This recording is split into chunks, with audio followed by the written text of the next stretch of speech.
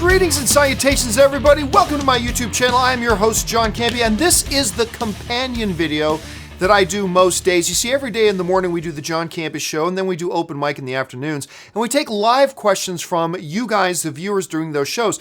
But quite often I don't have time to get to all the questions you guys send in to me. But I let you know that don't worry, if you send in a question, particularly using Super Chat, then your question will get answered on a show, and I do these companion videos to get caught up on all those questions. So if you sent one in and it didn't get answered on the live show, make sure you check in with the companion videos. All right, with that out of the way, let's get to the first question that we have waiting for us in the queue today. It comes to us from Devontae Brown, who writes, "Finally saw all 4 Lethal Weapon movies. I envy you, man, that you get to watch those for the first time. That's great. Enjoyed them all, but parts 1 and 2 are the best, and I cannot believe the budget for part 4 jumped to $140 million. Well, I'm not 100% sure that it did, but maybe it did jump to $140 million. Maybe just by that point, you know, the actors were demanding much bigger paychecks. Mel Gibson, which was a much bigger star at that point than when they started the Lethal Weapon franchise. To me, 4 is actually my favorite. I don't know why. The other ones are great, but 4 is actually my favorite, the one with Jet Li in it. So that's actually my personal favorite one, but I'm really jealous that you got to watch those for the first time, man. Well done. All right, next one comes to us from Alan Gonzalez, who writes, "Aren't the Skrulls in the Fantastic Four universe?" Yes, they did confirm before that Skrulls are not just in the Fantastic Four universe, but that Skrulls are characters that can be used. There's certain characters from the Skrull mythology that can only be used by Fox, some that can only be used by Marvel, but in general, they can both use Skrulls. I remember they made that clear about 5 or 6 years ago. So yes, we could see Skrulls pop up in the Fantastic Four or in the X-Men universe, yes, and they can also be in the Marvel universe. They do have some distinctions as to which specific ones they can and can't use, but in general, they said, like, again, I think it was like 5 years ago that they said that the Skrulls were on the table to be used by both if they wanted to. So there's that. Next one comes to us from Anthony R. Adding to Tank Mover's question, would you hire former colleagues from the other place I used to work if they came to you for a job? Would you enjoy being their corporate overlord? Well, a single individual owner is the complete opposite of a corporation. So no, I would not be a corporate overlord. Look, let's put it this way. You guys know I don't enjoy taking questions about the other place I used to work. Look, to answer the question, there are still a good number of people that I hired that I have a deep place of affection for that work over there and have a huge amount of respect for. I absolutely do. So, I mean, yeah, if there was a situation where for whatever reason they got kicked out on their ear and I had the opportunity to bring somebody over here who, I mean, clearly if I had hired them once before, that means I think they're great. And bring them over here if I had the finances for it, well, then it would be silly for me not to. However, that being said, you know, I do have, there's a number of people over there that I introduced many of you guys to. There's a number of people over there that I brought on board there that I have a great deal of affection for and a great deal of respect for. As an organization, I couldn't be happier to be as far away from that place as possible, but that doesn't change the fact that I have a great deal of affection for a number of the people who are there. And I've kind of said before, like one of the reasons, like when I left, you know, a number of them asked me, hey, when do you come on and do a guest spot on this and this and this? And I said, you know what, maybe in 6 months, maybe, because I don't want there to be any confusion or misunderstanding that I am no longer with Collider. I wanted there to be no misunderstanding. And I really thought it was important too, for the group I was leaving behind, for them to establish their own identity without me being there. So I said, maybe in 6 months. So that's why, you know, I didn't have anybody from there guess on mine, guess on theirs. Now, a number of things have happened in the past little 6 months that has just really reinforced me being very happy that I'm not there anymore. So I have no intention of ever appearing on anything over there. Again, though, that doesn't change the fact that I have a great deal of affection for a number of people there, but I'm not looking to go backwards. You know, that place to me represents backwards. That place represents to me the past and the rearview mirror. I'm moving forward. And even though I'm the one who put that place together, I am not looking to put together Collider 2.0. You know, so that's just the way it's been now. Thanks to you guys and the support you guys have given me, I've been able to make this thing work, which is fantastic. I've been able, other people who were let go from there, whether it's Jonathan or Ray, they're both tremendously gifted and talented and faithful and loyal. And the fact that I've been privileged enough, thanks to your guys' support and the success that we've had here, that I can bring them on as staff and give them a position. Granted, it's behind the scenes stuff, is great. And if I was given the opportunity with a number of the other people over there, maybe I would do the same. I don't know. But I'd want to be very, very careful never to create the illusion that I'm just recreating what I had already created before. You know what I'm saying? So again, a great deal of affection for people over there, but I'm not looking to make that place 2.0. Like, that's just not what I'm looking to do. I'm looking to do my own thing the way that only I do it, and having a good time doing it, having some success doing it, and I have a great group of viewers who do it along with me. So that's about as much as I want to go into that. So do me a favor, guys, no more questions about the other place. Because sometimes, look, I simply don't want to talk about it. And sometimes people ask just because they're trying to bait me into saying something really negative, which I'm not going to do. I mean, the most negative thing I'll say is that I'm very happy not to be there. That's the most negative thing I'm going to say. Because, as I said, I don't want to negatively impact any of the people over there who I still have a great deal of affection for. But other than that, do me a favor, I have no interest, nor will I take any more questions about the other place. They are their own thing. They're doing their thing. That is completely different from me. And I am doing my own thing. That's complete. We have absolutely nothing in common anymore. There is no ties, no connection between me and that former place. So no more questions about it. You can send them in, but I'm simply not going to address them anymore. I think I've made my position pretty clear on that. It's be the same thing about why not ask me a question about Screen Junkies, or why not ask me questions about Real Rejects, or why not ask me questions about whoever else, or what other YouTube channels out there. I am as affiliated and connected with all those other places as I am with that place. No more, no less. So yeah, there's that. I just hope I make that clear. I'm going to always be honest with you, but I just also really want to be clear. All right. Next one comes to us from Roshan Malepati, who writes, "For me, Logan's better than Dark Knight. I cried." Hey, look, you're not alone. There are a bunch of people. There are a large number of people who preferred Logan over the Dark Knight. A huge chunk of people that preferred Dark Knight over Logan. Logan is, I think, one of the 3 best comic book movies ever made. We can debate about the order, but I think the 3 best comic book movies ever made are Avengers, Dark Knight, Logan. To me, and you know what's really fun is that each one of those films kind of represents a different kind of comic book movie. Like, Logan is very different from Avengers. Avengers is very different from Dark Knight. Dark Knight is very different from Logan. They're 3 very different, unique styles of films. And to me, those 3 kind of represent the best comic book movies ever made, to me. That's just my opinion. I'm sure everybody has their own different, a lot of people want to put in, Winter Soldier in there. A lot of people might want to throw in, maybe an X-Men Days of Future Past. There are a ton of other movies that I'm sure other people would want to put in their top 3. But for me, those 3 represent like the best of comic book filmmaking and the 3 different styles of it. Like, I just think all 3 of them are just magnificent. But believe me, you're not alone. There are people out there who prefer Logan over the other, and vice versa, for sure. The Halo Brony writes, "Just saw a clickbait title. A Wrinkle in Time bombs, and that's a good thing." Wait, what? Well, here's the thing, Halo Brony. While I don't know which website published that, it certainly doesn't sound like something came from the Hollywood Reporter, but A Wrinkle in Time bombs, and that's a good thing, is an absolutely moronic title. I mean, that's an idiotic title.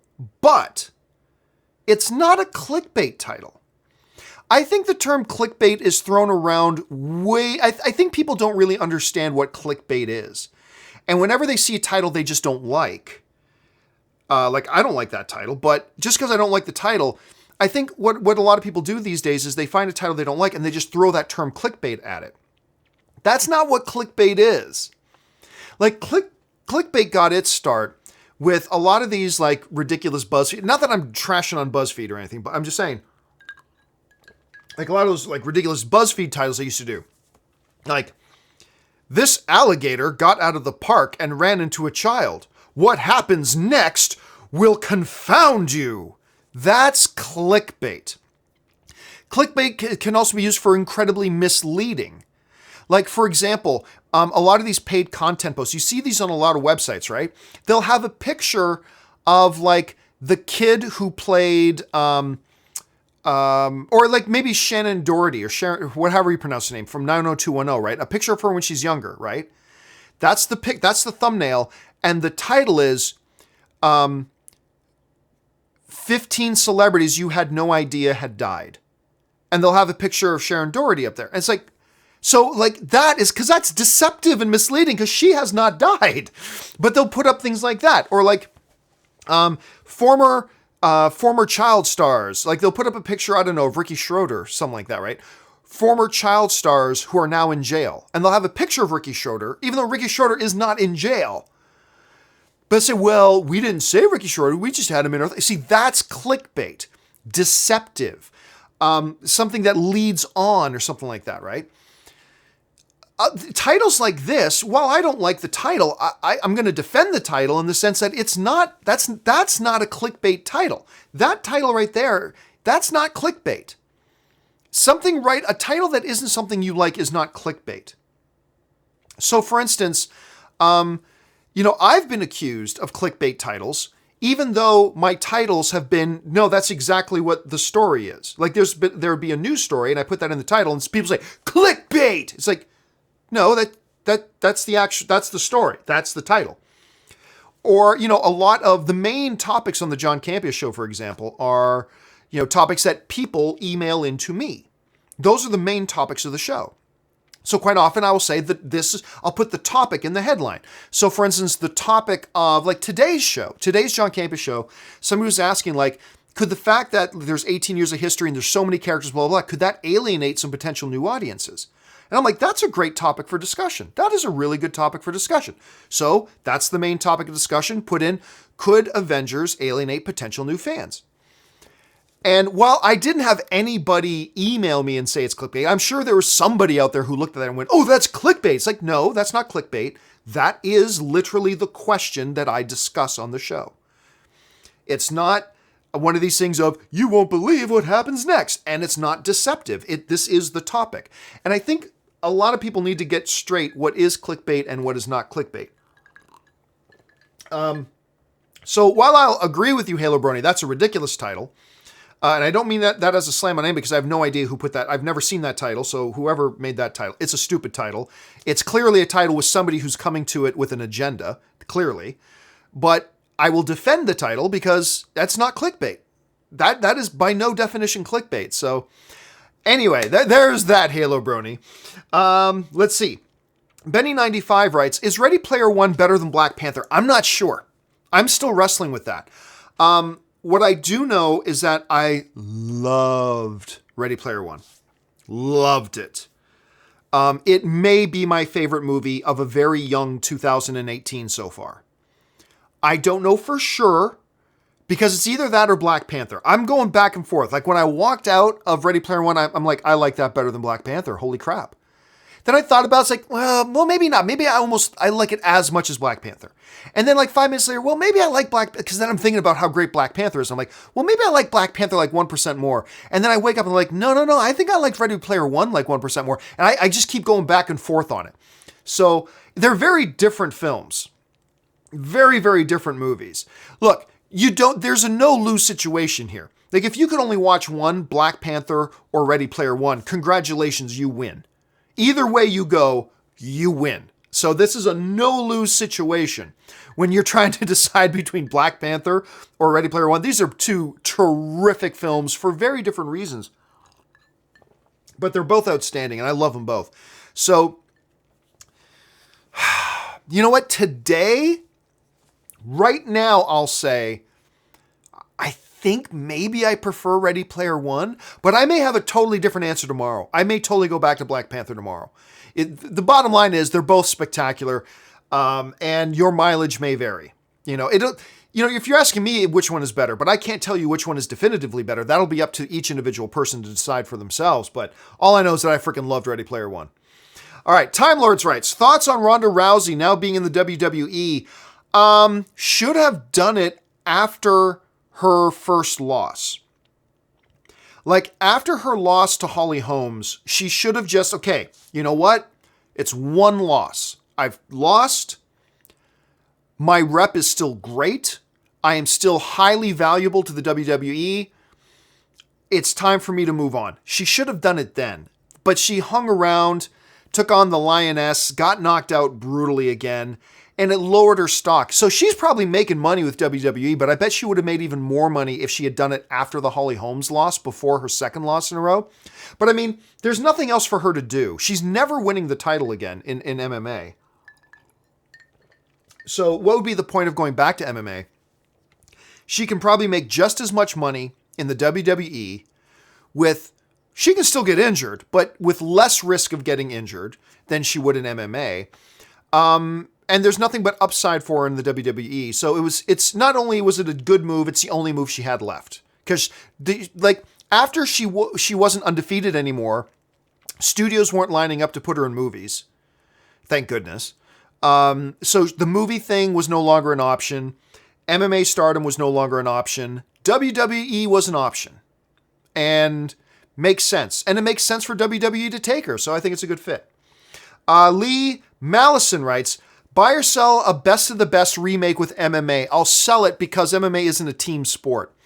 And the whole basis of Best of the Best was the team. And that's just not something you can really do with MMA per se. So while I would buy a Best of the Best remake, a Best of the Best remake based on MMA is probably something I'd take a pass on. But I'm so gladly that we're talking about Best of the Best. Thank you for bringing it up. I can't think of a good username, which once again is a great name. Does Coulson being in Captain Marvel confirm that Agents of S.H.I.E.L.D. is ending? So for those of you who may have missed it, the wonderful Clark Gregg, I just love this guy. He is appearing in Captain Marvel as Agent Phil Coulson. I mean, Sam Jackson is in there as director Nick Fury. So sure enough, he's got to have Coulson there. So Coulson's going to be in it, which I think is wonderful. And also Lee Pace is coming back to play Ronan the Accuser. Of course, the villain from Guardians of the Galaxy. He's going to be in it as well. Does him appearing in this film confirm that Agents of S.H.I.E.L.D. is ending? No, I don't see why. I mean, Agents of S.H.I.E.L.D. might be ending, but Coulson being in Captain Marvel, I believe, has nothing, doesn't tell us anything one way or the other.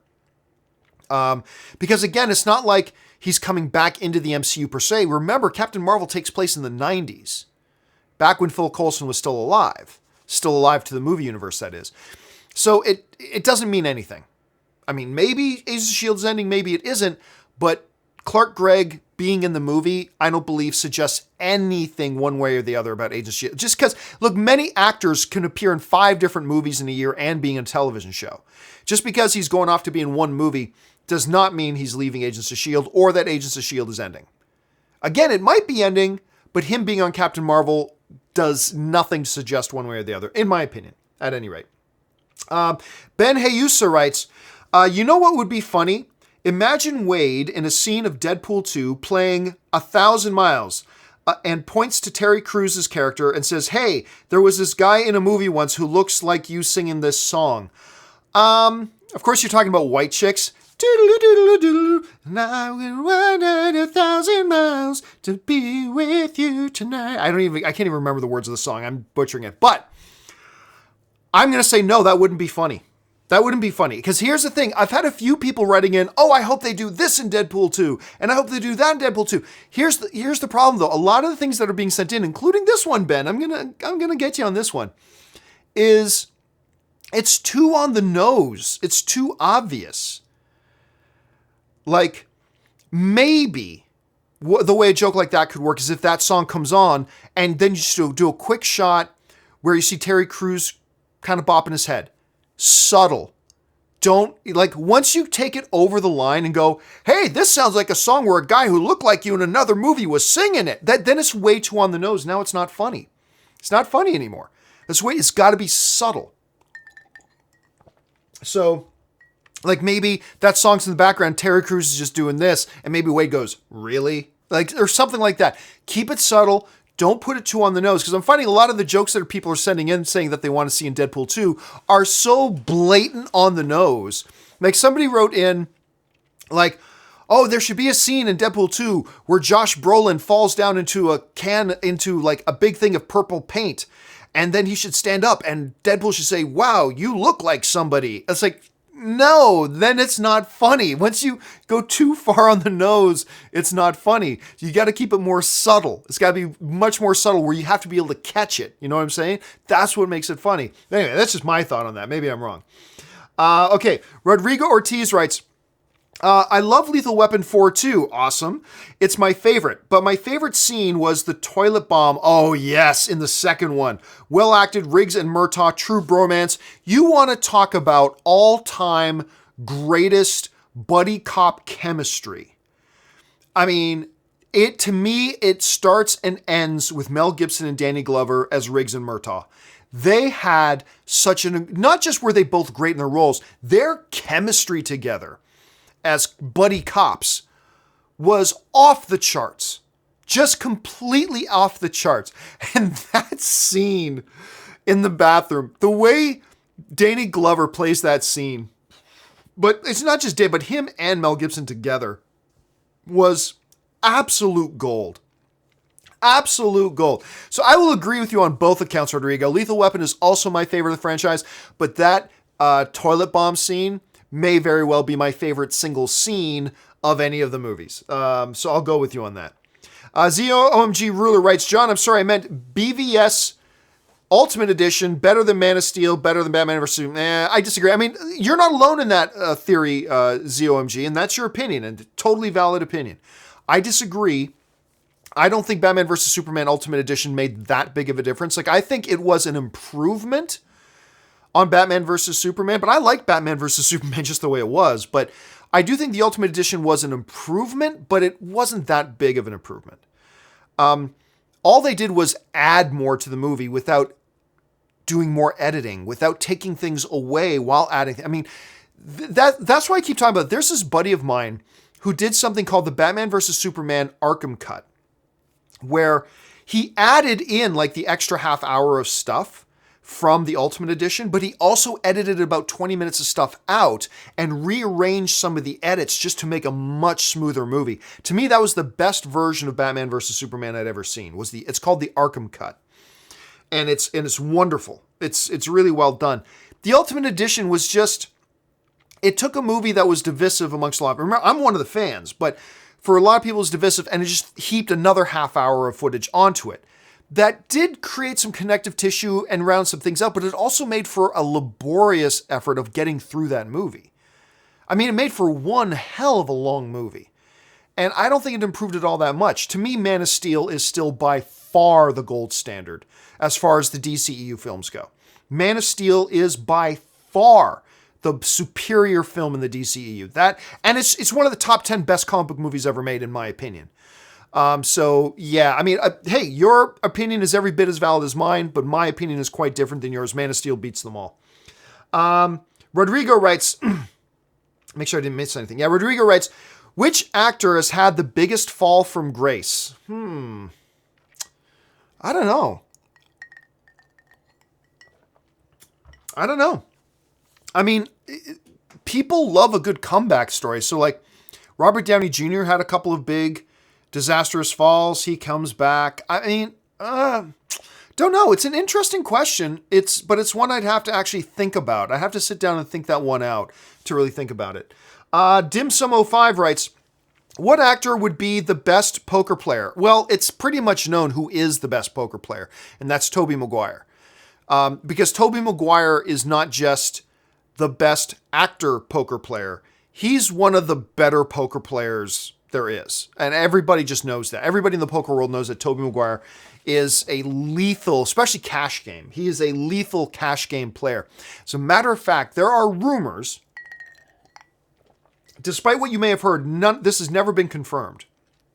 But there's a lot of speculation that in the movie Molly's Game, which is based on a true story, brilliant film, probably my second favorite film of last year. Molly's Game, if you haven't seen it, watch it. Treat yourself and watch it. Anyway, that in Molly's Game, there is a celebrity poker player that they only call him Player X. That's all they refer to him as. There is a lot of speculation that Player X is actually Tobey Maguire. that a lot of people look at now. There are some other really good poker players as well. I keep forgetting the name, the name of the tall comedian who was the second lead dude. He played Ray Romano's brother in Ray. I'm forgetting his name. He's a good poker player. The actor who played Costanza in Seinfeld, I've actually played poker with him. He is a good poker player. Don Cheadle's a good poker player. There's a number of really good actors who are really good poker players, but I think it's pretty much, except that Tobey Maguire is probably the best one out there.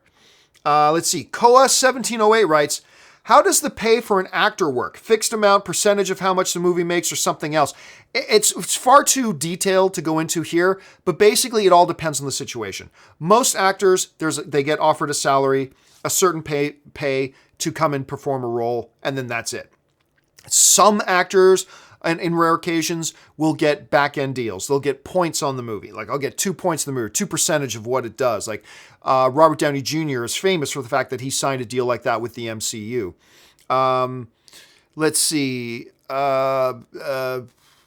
Anyway, it all depends. Most of the time, they negotiate a contract, and the contract says, you're going to get paid this much.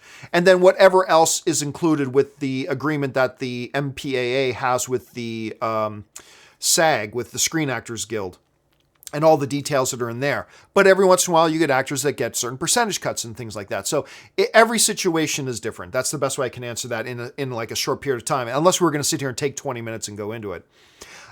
Eddie N writes, hey John, your thoughts on physical media versus digital downloads for movies. Do you prefer owning the Blu-ray DVD or do you download the digital copies? Well, as I talk about quite often, Eddie, I am a digital download guy.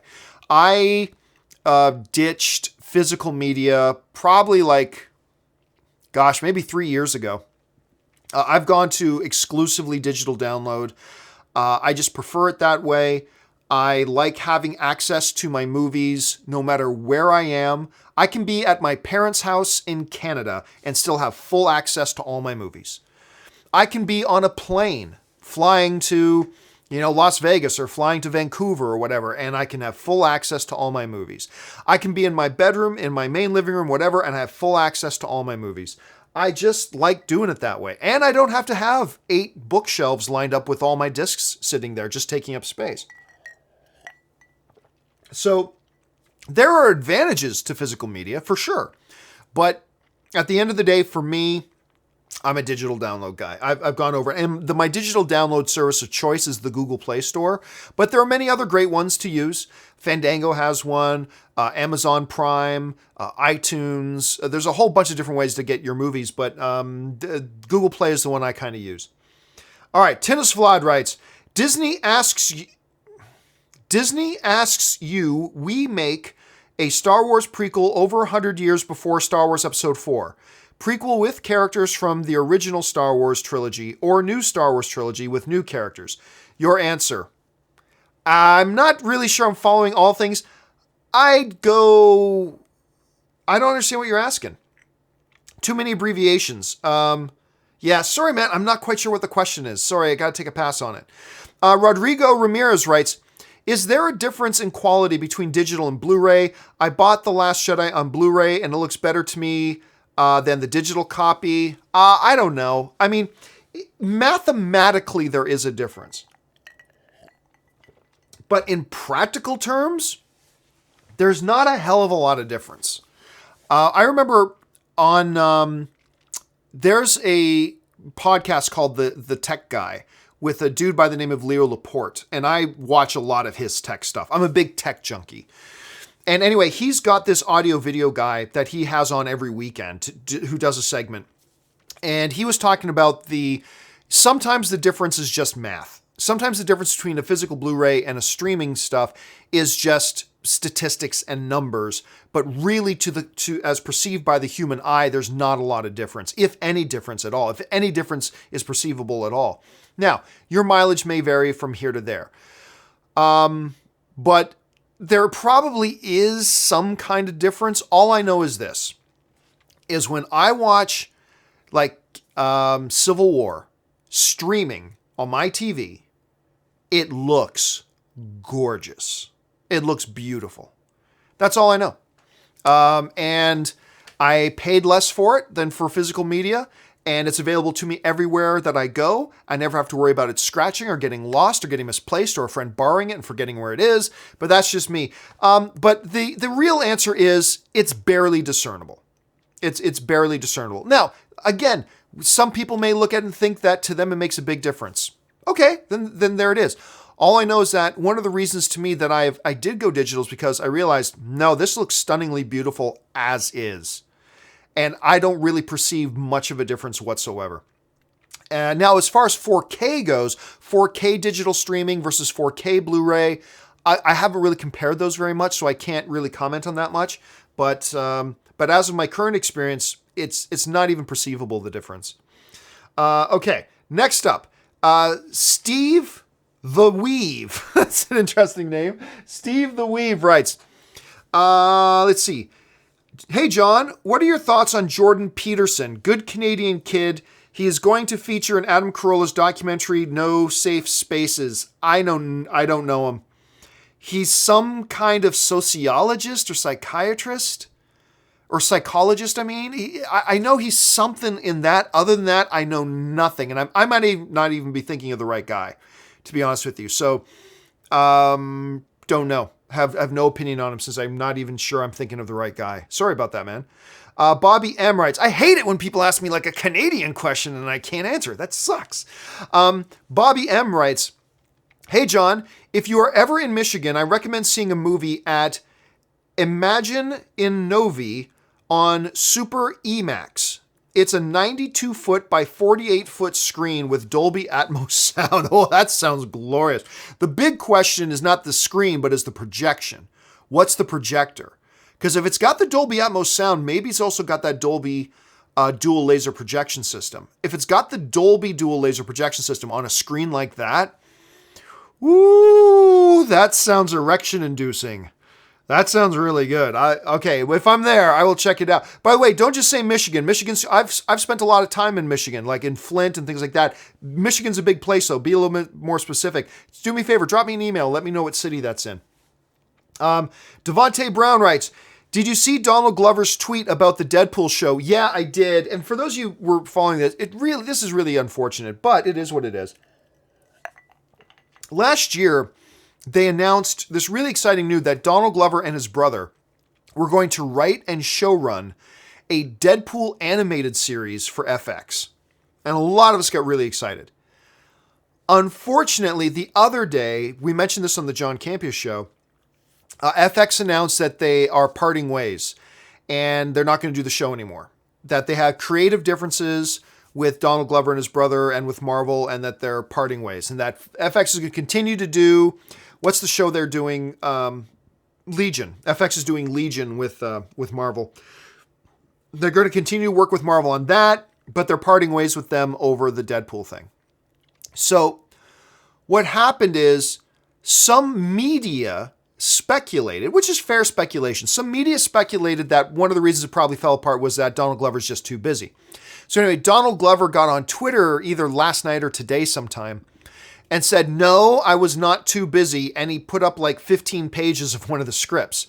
So he just basically was saying, look, the reason I stepped down or the reason that we parted ways or they canceled it isn't because I was too busy. So, hey, it's what FX said. FX said they just had creative differences. I guess FX didn't want to make the show that they were kind of putting together. And who knows? Look, my wife and I are both big Donald Glover fans.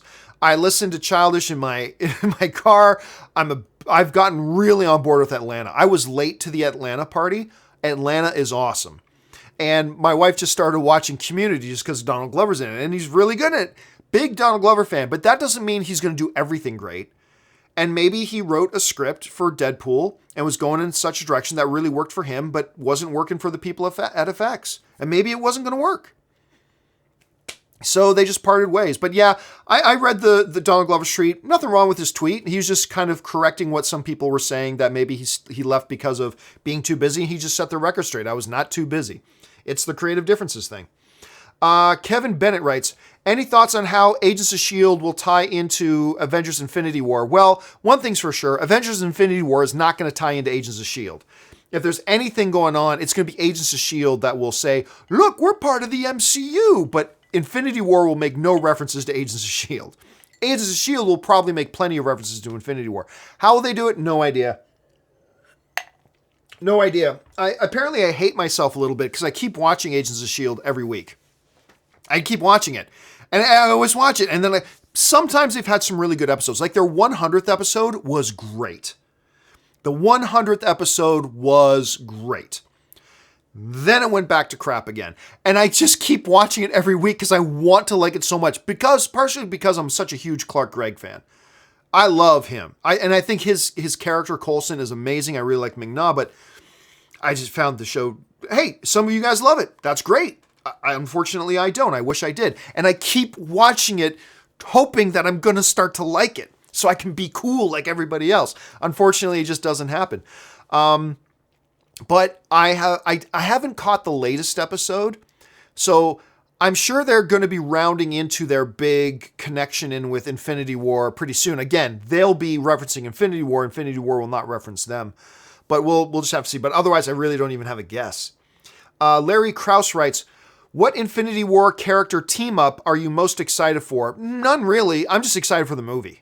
I really am. It's not like, oh my God, finally I'm going to see Doctor Strange with the Hulk. Like, I don't really have any of those. It's going to be interesting to see Thor with the Guardians just because they've teased it in the trailer. But honestly, it's really none. Like, I'm looking forward to seeing all of them interact. But I don't really have, it's like, oh, now we're going to see Captain America and Black Panther fighting side by side instead of fighting each other. Or now we're finally going to see War Machine and Falcon fighting side by side instead of each other. Now we're going to, like, I really don't have any of those. You know what I'm saying? It's just, I'm just looking forward to the movie. Just looking forward to the movie. Good question, though.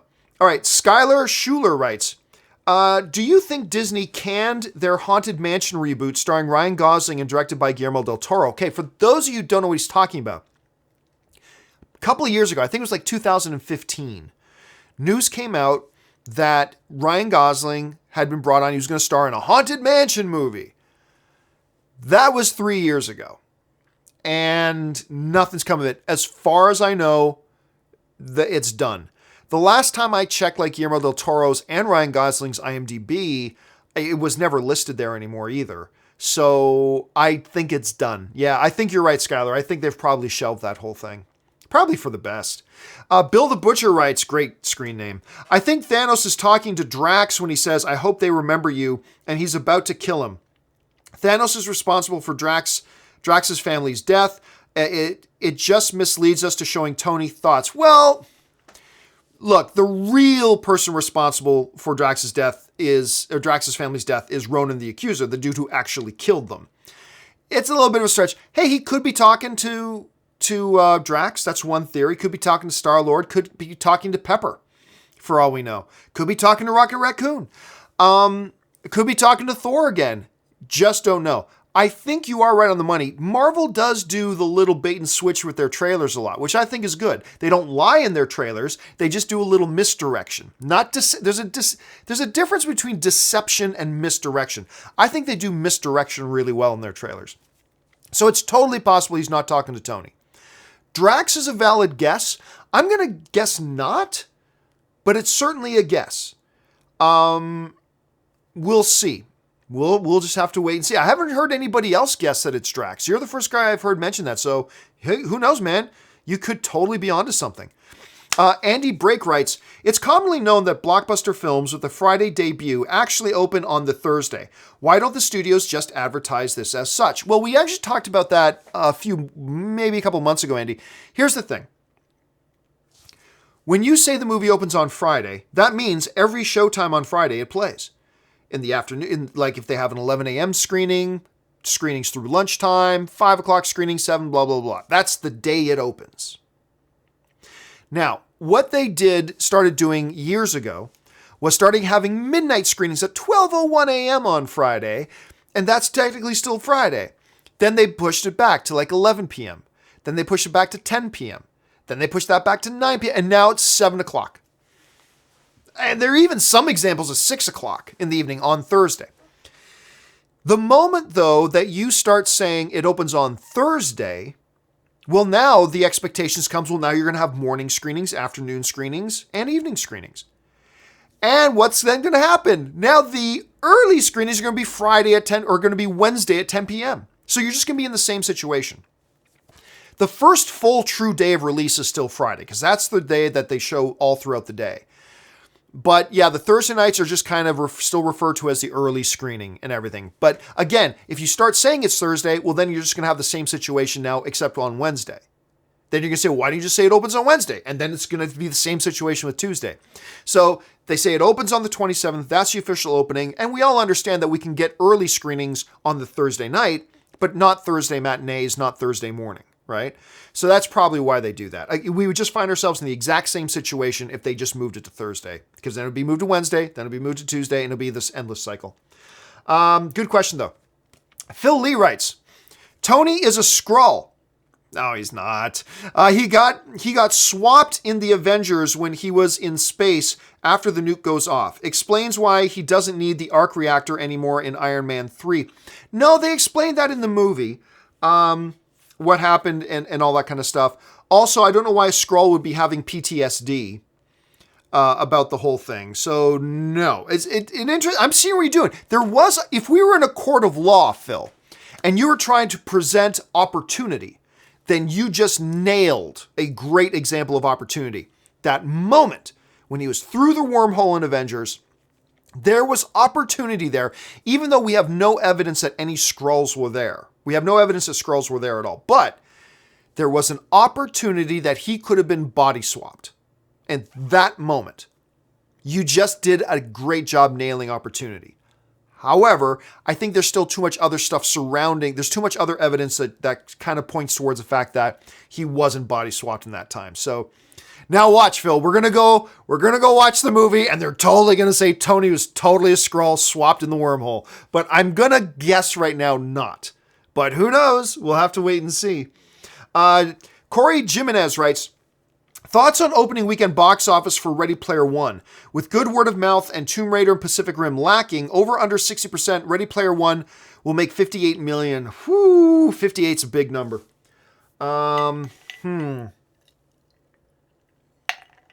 58 million. I'll take the under on 60.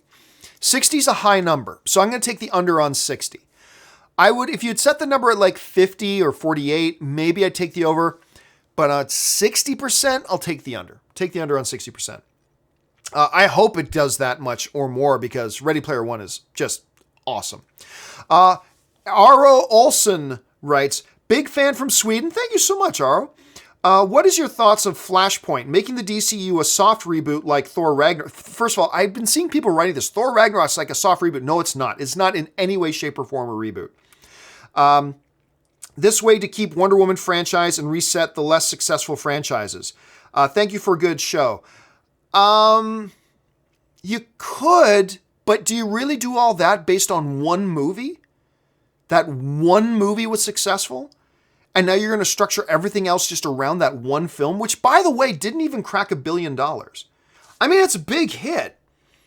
It's a big hit. Wonder Woman's a big hit. But it wasn't good enough of a movie that made people want to come back and watch Wonder Woman again in Justice League. It wasn't a big enough hit to cross the $1 billion mark. Do you really restructure and base your restructuring plan to completely pivot around? And I really liked Wonder Woman. Go watch my review. I adored Wonder Woman. I think it was a great movie.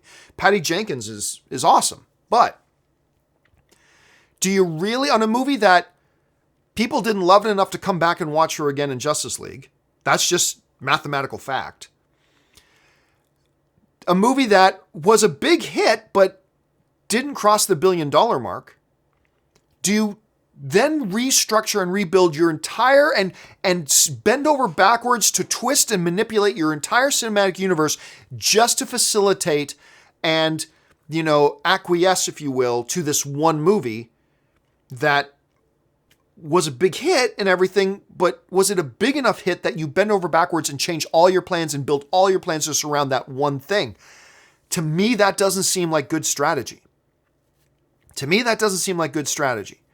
So it's possible. And again, I reject this whole notion. Thor was a soft reboot. No, it wasn't. It didn't reboot anything.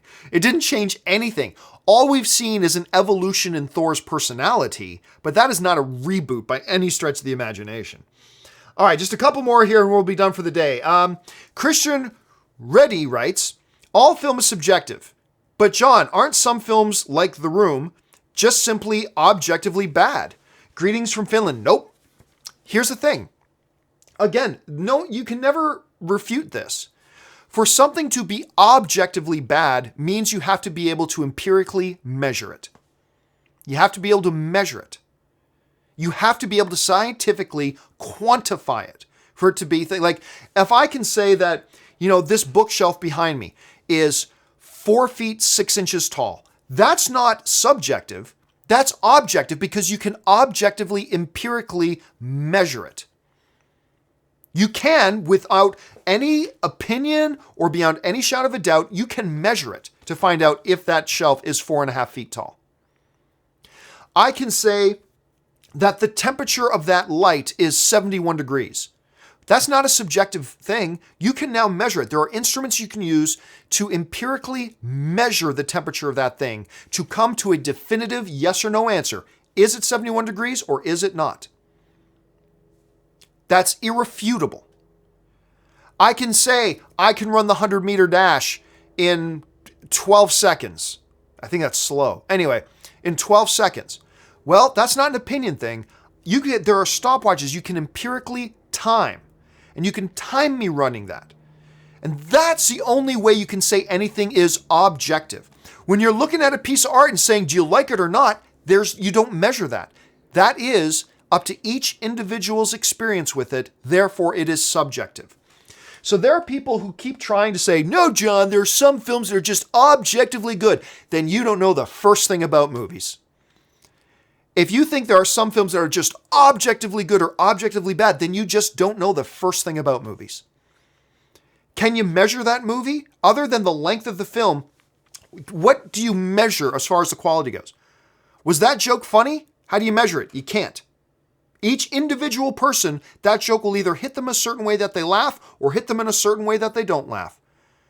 There is nothing to measure about whether that was a good joke or not. Nothing to objectively, quantifiably say that that is a good joke or that is not a good joke, or that is a good movie and that is a bad movie. Like I often say, that movie sucks, but it goes without saying that that is my personal opinion about it. That is my personal experience with it. So if I say, hey, that movie is a steaming piece of garbage, or that movie was freaking brilliant, I'm not saying scientifically, objectively, that movie's garbage and that movie's great. No, it goes without saying that in my opinion, that is good, that is bad. But I can't quantify that. I can't prove it objectively. All film and all art is subjective. It's all subjective. Even The Room. Because I'm sure there's some people who love The Room. Just ask Tommy Wiseau. Ramio Chapa writes, thoughts on the Predator cast? Holbrook, Sterling K. Brown, Rhodes, Keegan, Munn. It's an odd mix. Sorry, I'll finish reading out. I hope Boyd Holbrook carries the franchise from here. Boyd Holbrook was really great in, I was going to say Sicario. Not Sicario, Narcos. He was great in Narcos, the one season he was in. I really liked him in Logan. We'll see if he's good in this movie or not. Here's the funny thing. I like every person in here. Particularly Keegan. Keegan is an interesting addition to this. But it does feel like a very odd mix to me. But we'll just have to see. Obviously I like Sterling K. Brown. He was just fantastic in Black Panther, and he's great in This Is Us. Holbrook, Rhodes, Keegan, Olivia Munn. It's a very interesting group of people. It's just a very odd mix. So, but they're in the hands of Shane Black. So let's see what Shane Black does with them. Okay, next one comes to us from Alexander Helmer, who writes, over under 60% War Machine dies in Infinity War. In my opinion, he's bland. It's possible. I'm going to take the under on 60%. 60% is too high. Here's what's going in the favor of him dying. Him dying would be a huge emotional impact on Tony. There's one. Going against it, number one, if you were going to kill him, you should have just killed him in Civil War when he fell out of the sky. That should have killed him. Number two, right now, I mean, one of the issues all comic book movies have, Marvel, DC, whatever, is having some diversity in there. And he's one of the few African-American actors we have in it. Do you want to go and kill him off? So that's working against it. Plus, it just doesn't seem like, I've never felt like, I just don't think he does, man. If you set the number at 30%, I take the over, but at 60%, it's too high. I'm going to take the under on 60%. Corey Jimenez writes, which movies do you reference most between you and your friends? Mine are Dumb and Dumber, Friday, and Rush Hour 2. Oh, Star Wars. Just Star Wars movies, Star Wars movies, Star Wars movies. Those are the ones we are constantly referencing to each other. Beyond any shadow of a doubt, it's the Star Wars movies. And the final question today to get us all caught up on this companion video comes to us from Med6814, who writes, can you please put a message in your community YouTube page if you change programming? Some of us don't read your social media. It would be greatly appreciated. I could, but here's the problem. I have a lot of people that follow me on my social media, whether it's Facebook or Twitter. Like, so then if I ever need people to know something, I just usually put it on my social media. So look, if you want to know something from me, just follow me on Twitter. Follow me on social media. That's the best way to know what I'm doing. I don't want to have a laundry list of I have to go to 5 different places and post announcements in 5 different places to let people know about a change. If you want to know, like if you're plugged in enough that you want to know when there's a change, make sure you follow me on social media. Just follow me on Twitter. It's the simplest way. Basically, I try to just use the YouTube community page for when I need to ask my viewers something. Today I put up a poll on the YouTube community page asking people, hey, I'm loving this what we're watching segment, but I need to know if you guys are liking it. So I put a poll. So I try to use the community thing there for truly community things, like getting that. Announcements I tend to make on just on my social media. And if you're somebody who's plugged in and like so much so that you want to know about programming changes, it might be a good idea to follow me on social media. However, I will say this. You're not the first person to ask me that. So even though I'd rather keep the YouTube community page specifically for asking wanting to hear from my viewers, I might consider doing that there as well. I hate being in a position where I got an announcement, well, now I got to go to this big laundry list of all these different places I need to go, when I'd rather people just follow me, like say on Twitter, so they can see and hear what's going on there. But again, Med, you're not the first person to ask me that, so I will consider it. Let me think about it. I'll continue thinking about it. All right, guys, that will do it for me for this companion video. We're now all caught up. Don't forget, a little bit later this afternoon, we've got open mic. In the mornings, we've got the John Campea show. Thanks so much for being here, guys. My name's John Campea, and until my next video, bye-bye.